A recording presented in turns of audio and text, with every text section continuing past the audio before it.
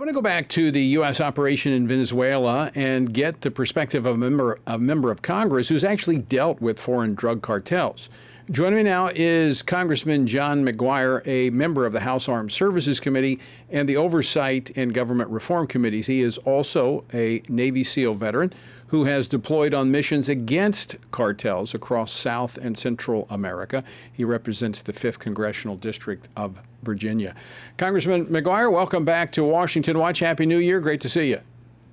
Yeah, Happy New Year, Tony. Great to see you. Really appreciate what you do.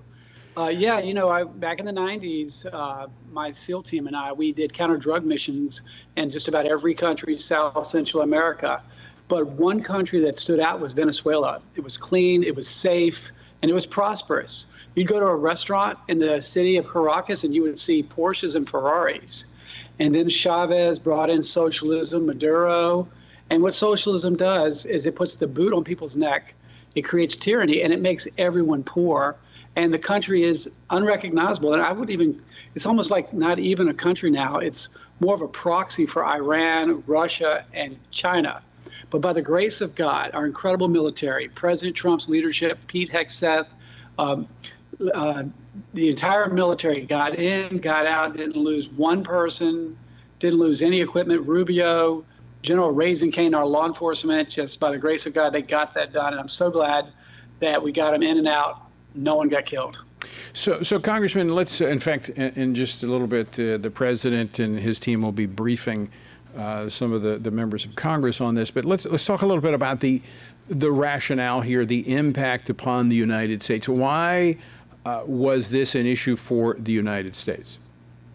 Well, I actually joined SEAL Team 4 after SEAL training. I replaced a guy. We lost 4 guys in Bravo Platoon, SEAL Team 4 back during the invasion of Panama with Noriega. And think about how much money we spent, how much time it took to get Noriega. And these guys went in and got out so easy. It just shows you how far we've come. But if you remember, under the Biden DOJ, they indicted Maduro for this drug trafficking and human trafficking and all the problems that he's caused in our country. You may remember there's a $25 million price on his head. It went to $50 million. And in Colorado, these Venezuelan gang members took over an apartment complex at gunpoint and cut the fingers off of people that would speak up on it. And so they brought unspeakable evil into our country. And President Trump sent a loud message across the world that we're going to defend the American people at home and abroad. And our hemisphere and our country are now safer. So it was an arrest. It was a law enforcement military operation. He is now on U.S. soil. And of course, he was brought before the judge today. So he was basically, there's questions about the legitimacy of his election as president. That's been questioned not just by the United States, but a multitude of nations. But he's basically running a criminal conspiracy there with drug lords and others as a part of running these drugs into the United States. So there clearly was a concern on behalf of the United States and the impact it was having here on our country. Oh, big time. In fact, he caused a lot of disruption in the region and our country. And, I think you remember Laken Riley was killed by a Venezuelan. And there's so many deaths like hers around this country that could have been prevented. And I've knocked on 6 doors in my district where a mother or a father prayed with me and cried with me because their 18, 19, 20-year-old son or daughter is dead. Now, we've lost more people from overdose since 2020 than died in World War II. And if that's not a war, I don't know what war is. So we have got to stop that. And President Trump and his administration are saying no more.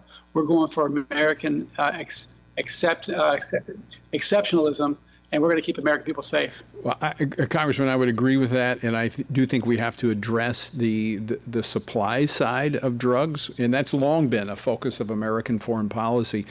But I would also say that this administration, and I've repeatedly said this, needs to focus on the demand side. And we have to be asking the questions, why do we have more people using drugs, illegal drugs in this country that's fueling those deaths that you made reference to? Well, it's interesting you say that. Well, first of all, you think about this. Drug trafficking across the world's ocean has dropped 97% in the last month or so for some reason. But when I knocked on these doors, where these parents prayed with me, they would say something to the effect, and I'm talking big mansions all the way down to people that live in mobile home, trailer courts. It doesn't matter what your race, religion, creed, or money situation is. People are dying and being poisoned.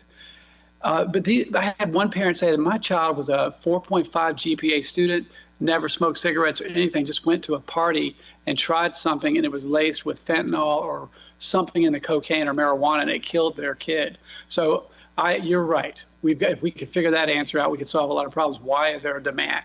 Because if we don't get rid of the demand, these cartels and these drug dealers are going to figure out a way to get their drugs here.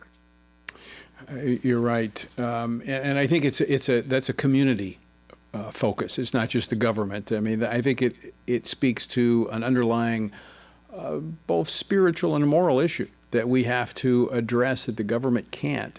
I just think that we need to put more of an emphasis on, the supply as well as or the demand as well as the supply. Congressman McGuire, always great to see you. Thanks so much for joining us today, and thanks again for your service to our country. Hey, God bless you. Thank you.